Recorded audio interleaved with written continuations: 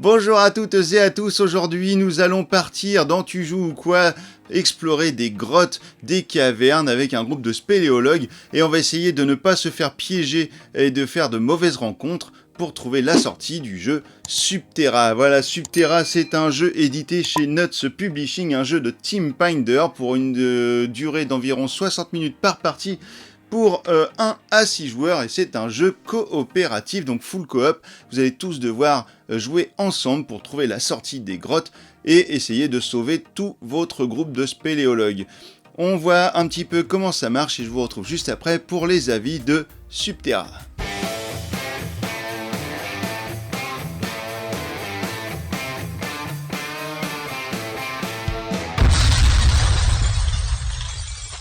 Voilà la mise en place pour Subterra. Donc vous voyez ici que j'ai choisi 4 personnages parmi tout le lot qui est proposé.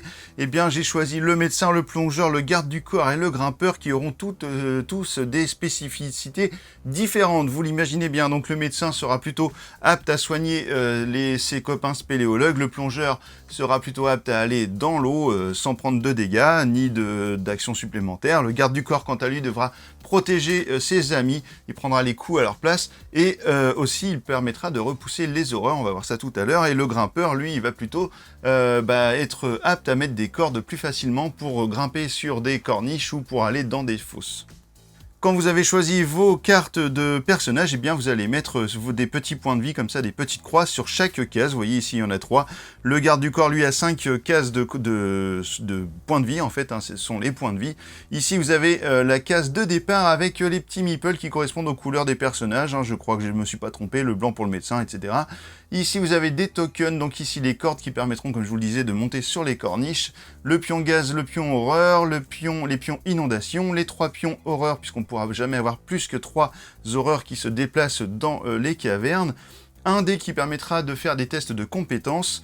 Et ici, une tuile sortie. Donc ça, cette tuile sortie, elle va pas rester sur le côté. En fait, vous avez 64 tuiles grottes qui sont ici. On va prendre les 5 dernières, 2, 3... 4, 5 et on va mettre la tuile sortie parmi les 5 tuiles, les 5 dernières tuiles et on va mélanger tout ça pour faire un paquet de 64 tuiles du coup avec notre case sortie qui est dans les 6 dernières tuiles. Nous avons tout un deck de cartes, donc pour 4 joueurs, donc 4 spéléologues, il va falloir prendre 22 cartes et il va falloir mettre de côté certaines cartes qui seront liées au niveau de difficulté que vous aurez choisi. Si vous avez choisi le mode normal, et bien alors vous allez sortir ces cartes-là qui sont des cartes horreur, gaz, inondation, secousse qui permettent de mettre 2 fois plus de dégâts que celles qui sont dans le paquet de normal. Donc ça, on va les éviter pour le moment. On ne jouera pas avec. Et donc, quel est le but de Subterra? Eh bien, vous partez explorer des grottes et des cavernes avec votre équipe, sauf que vous allez vous retrouver coincé dans ces grottes et il va falloir trouver la sortie en essayant de rester vivant, en tout cas conscient, et il va falloir éviter de faire des mauvaises rencontres avec les horreurs, etc. Sauf que vous allez devoir explorer quasiment l'intégralité des tuiles qui sont ici pour y arriver. Vous avez un temps bien précis, c'est-à-dire que vous avez une carte comme ceci qui est temps écoulé, vous allez la mettre sous le paquet de cartes danger, ce qui fait qu'au bout de la 23e carte danger que vous allez tirer, eh bien la partie sera finie si vous n'avez pas trouvé la sortie. Alors on va faire un petit tour de quelques grottes pour voir un petit peu qu'est-ce qui se passe. Alors vous avez des chemins comme ceci où il n'y a aucun danger, hein. Ce sont des chemins que vous pouvez traverser sans problème. Vous allez avoir des zones inondables comme celle-ci, alors à savoir que lorsque vous allez rentrer dans une zone inondable avec votre personnage, eh bien vous ne craignez rien car elle n'est pas inondée à ce moment précis de la partie. Ce sera pareil pour les éboulements comme ici, ou ce sera pareil également pour les gaz comme ces cases-là. Elles prendront effet, d'ailleurs même les cartes, les tuiles horreur aussi, je ne sais pas si j'en ai une sous la main, voilà, une tuile horreur, et bien ces cartes-là seront inactives lorsque vous allez les mettre. Elles seront activées à partir du moment où vous allez tirer par exemple une carte horreur.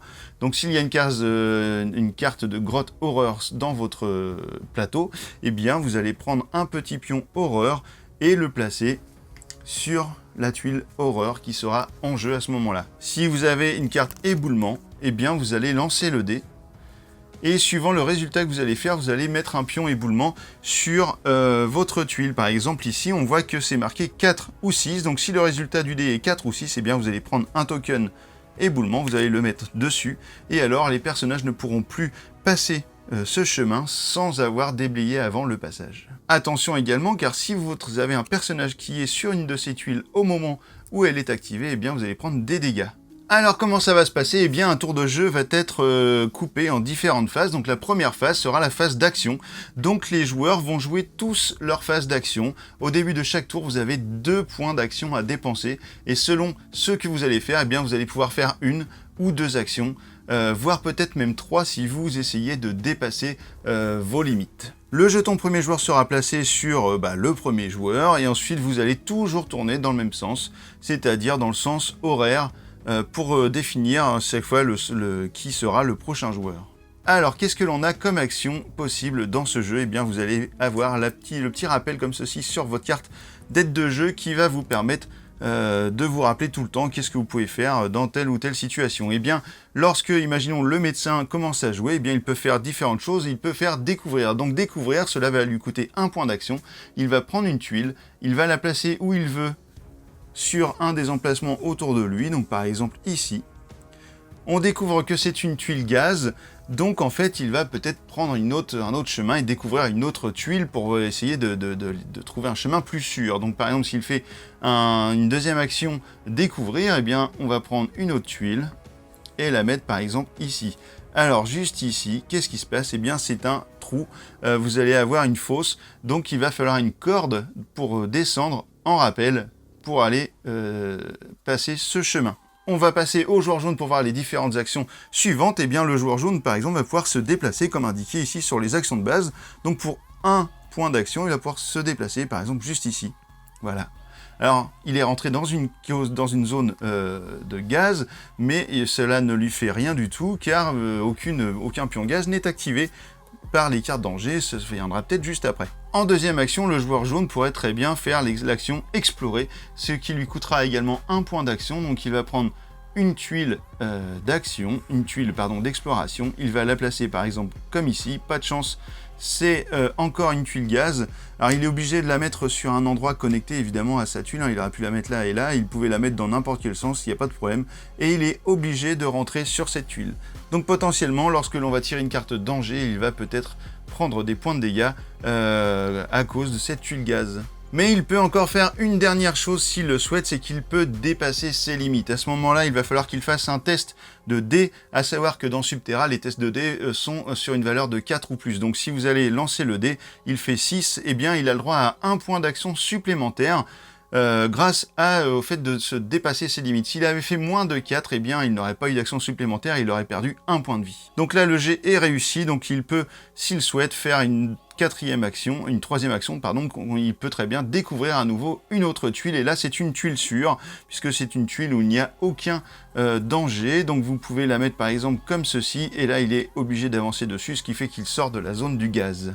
C'est au joueur rouge de jouer, et bien en action il pourrait très bien faire l'action courir pour rejoindre son pote le plongeur, et à ce moment-là il va faire l'action courir pour 2 actions, donc c'est 2 actions qu'il aura ce tour-ci, il va faire 1, 2, 3, voilà, il peut arriver en courant à 3 cases de là où il est parti sans problème. Une autre action de base est le fait de soigner. Alors en plus c'est au tour de notre médecin. Imaginons que notre grimpeur avait perdu 1 point de vie. Et bien grâce à une action, il va pouvoir soigner le grimpeur pour récupérer son point de vie. Si ce n'était pas un médecin et qu'il n'avait pas cette faculté, eh bien cela lui aurait coûté 2 points d'action pour soigner un de ses copains spéléo. Il y a d'autres actions possibles, comme par exemple les actions de danger. Si vous avez des cases comme celle-ci, celle que je viens de mettre en place pour vous expliquer le truc, eh bien vous avez une case inondation et une case éboulie. Si vous voulez rentrer dans une case inondée, eh bien vous allez devoir dépenser vos 2 actions pour nager. Si vous voulez rentrer dans une case éboulie, eh bien vous allez devoir dépenser 2 actions pour dégager les éboulis. Donc vous dégagez les éboulis et ensuite vous pourrez rentrer plus tard. Il y a également l'action poser une corde. Vous allez pouvoir, par exemple le joueur blanc qui est ici, pourrait utiliser ces 2 actions pour poser une corde ici afin de pouvoir descendre dans la fosse qui était pour l'instant un obstacle pour eux. A l'inverse, si vous avez une corniche, eh bien vous pourrez également mettre une corde pour 2 actions pour grimper sur la corniche. Si vous avez une tuile comme celle-ci avec une case horreur et que vous avez une horreur qui apparaît dessus, eh bien alors vous allez pouvoir vous cacher également. Par exemple, le joueur blanc pourrait très bien, pour 2 actions, se cacher. Donc il arriverait dans un petit coin sombre du couloir et du coup il ne serait plus à vue de l'horreur. Mais par contre pour cela il va devoir faire un jet de compétences et encore une fois j'ai réussi mon jet, alors, tout à l'inverse de mes parties habituelles. Donc ici un 4 et là en fait l'horreur ne voit pas ce personnage. Il peut passer dans la même case sans même le voir. Puisque l'on est dans l'explication des tuiles, eh bien vous avez également le boyau. Ici, ça correspond à un rétrécissement de la zone. Donc en fait, pour passer un boyau, eh bien cela va vous coûter 2 déplacements. Voilà, sauf à une seule condition, c'est que si vous êtes sur la case d'à côté, que vous faites une exploration, donc que la tuile arrive et vous êtes obligé de rentrer dedans, eh bien cela va vous permettre de rentrer dans cette case sans dépenser les 2 points d'action. Donc on passe à la deuxième phase, parce que du coup je vous explique un petit peu les tuiles. Donc la phase suivante, c'est la phase de avancée des horreurs. Donc là, si on est dans cette configuration ici et que nous sommes arrivés à la phase où les horreurs doivent avancer, eh bien celle-ci va se déplacer vers le spéléologue, le conscient le plus proche, donc forcément celui-ci. Il se déplace, il arrive dans sa case, et là en fait le spéléo va perdre immédiatement ses 3 points de vie. Alors on va le coucher, il va le devenir inconscient, on enlève ses 3 points de vie. Alors il n'est pas mort, vous allez pouvoir venir l'aider, le soigner, mais pour l'instant il est out du jeu. À savoir une chose sur les horreurs, c'est que les horreurs ne tiendront pas compte des dangers, c'est-à-dire que vous pourrez passer avec une horreur un jeton gaz, même si il est activé sur ce tour. Vous allez pouvoir passer une zone inondée, un éboulis, il n'y a pas de problème, même les rétrécissements, les horreurs passent partout. Ensuite, nous passerons à la phase de danger. Et bien, dans ce cas précis, nous allons prendre la première carte de danger qui est sur le paquet. Alors ici, notre horreur a été placée ici, pardon, je l'ai bougé juste avant.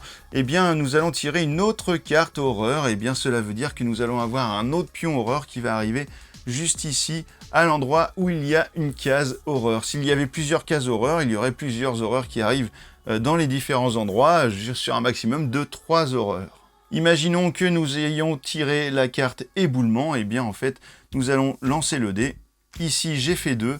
Il fallait un 4 ou un 6 pour créer un éboulement, tout va bien, il n'y a pas d'éboulement. Par contre, si j'ai un personnage juste ici et que malheureusement je tire une carte éboulement et que je fais 4 ou 6, eh bien alors un éboulement arrivera sur la tête du personnage. L'éboulement va créer 3 points de dégâts sur ce personnage, en l'occurrence s'il se prend les éboulis sur la tête, et donc un personnage qui a 3 points de vie seulement, eh bien, se retrouve également inconscient. Vous voyez que ça peut aller très vite si on ne fait pas attention à ne jamais être sur une case danger à la fin de son tour. Imaginons que ce même personnage soit sur une case inondation et que, voilà, alors là c'est gaz, voilà, inondation, eh bien en fait vous allez placer un pion inondation et s'il était là sur cette zone au moment où c'est inondé, je lui remets ces petits points pour vous faire voir, eh bien lui-même va perdre 1 point de vie. Voilà, inondation, ça fait perdre 1 point de vie au personnage qui est dedans à ce moment-là. S'il est sur une case gaz et que la carte gaz arrive au niveau des cartes danger, eh bien vous allez mettre le pion gaz sur le paquet de cartes et pour signifier que le gaz est activé, ou alors vous allez le mettre juste à côté, comme ça vous n'oublierez pas. Et donc un personnage qui se trouve dans une zone de gaz ou qui y rentre, eh bien, va prendre 2 points de dégâts. Donc s'il était comme ceci avec 1 point de vie en moins, eh bien il perd ses 2 points de vie, il se retrouve inconscient, il tombe dedans, et voilà, c'est la catastrophe. Vous avez déjà 2 personnages d'inconscient dans votre partie. Petit détail que j'ai oublié de vous signaler sur la carte horreur lorsque vous la tirez, c'est que si vous avez des pions horreur qui traînent sur le plateau à ce moment-là, eh bien ils avancent d'une case vers les spéléologues conscient le plus proche et vous en mettez également sur des nouveaux arrivants sur les zones comme je vous l'ai expliqué tout à l'heure. Lors de la phase de danger, vous allez pouvoir tirer également des cartes secousse. Si vous tirez une carte secousse, eh bien chaque spéléologue vivant ou enfin conscient dans la caverne va lancer un dé. S'il fait 5 comme ici, tout va bien, ça passe. S'il fait 4, tout va bien. S'il fait sous 4, en dessous de 4, eh bien vous perdez 1 point de vie. Arrive alors la fin de tour et donc vous allez passer votre pion premier joueur au joueur suivant et vous allez redémarrer un tour comme ceci. Donc vous allez redémarrer une phase d'action, donc chaque joueur va refaire 2 points d'action, va avoir 2 points d'action pour jouer, sauf les joueurs qui sont inconscients, donc il va falloir attendre d'être soignés par les autres pour revenir dans la partie. Et ensuite vous allez avoir la phase de déplacement des horreurs, la phase danger où vous allez tirer une nouvelle carte, et la phase de fin de tour, vous allez passer le pion. Voilà, vous allez continuer comme ça pendant tout le temps, jusqu'à arriver soit à une phase de temps écoulée comme ceci, vous aurez perdu, soit une phase où vous allez avoir tous vos personnages qui sont inconscients, soit une phase où vous allez trouver enfin la sortie de la grotte. Alors si vous trouvez la sortie, il faut aller dessus aussi, hein, c'est pas que la trouver. Donc voilà, c'est comment fonctionne Subterra, c'est assez simple. Il y a beaucoup de choses à savoir quand même, mais bon, ça va vite, hein, vous allez forcément comprendre très très vite ce jeu. Vous avez également des pions dynamite pour certains personnages, voilà, qui va pouvoir casser des murs en fait pour accéder d'une partie à l'autre du souterrain. Vous allez par exemple le plongeur qui lui va pouvoir passer d'une zone inondable à une autre zone inondable en plongeant dedans, donc ça c'est plutôt cool. Voilà, vous avez plein de trucs comme ça qui sont propres à chaque personnage et qui vont vous permettre de jouer différemment, d'avoir une nouvelle vie à votre jeu. Et ben voilà, maintenant que vous savez tout, et ben on va se retrouver dans quelques instants sur les avis. À tout de suite.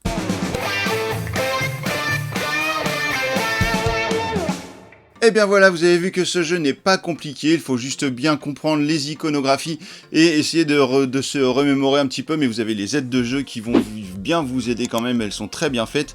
Subterra, c'est un jeu vraiment angoissant, stressant. Il va falloir que vous fassiez vos parties avec une petite ambiance un petit peu sympathique, avec pourquoi pas une petite musique un peu stressante dans le fond et puis une luminosité réduite, histoire de créer l'ambiance. Et là vraiment Subterra, vous allez être à fond dedans, vous allez vraiment essayer de coopérer comme ça pour trouver la sortie. Alors attention à ne pas faire trop d'exploration, c'est-à-dire le fait de découvrir une tuile et d'avancer dessus, parce qu'en fait vous allez vous faire piéger bien souvent. Moi-même je me suis fait piéger plein de fois.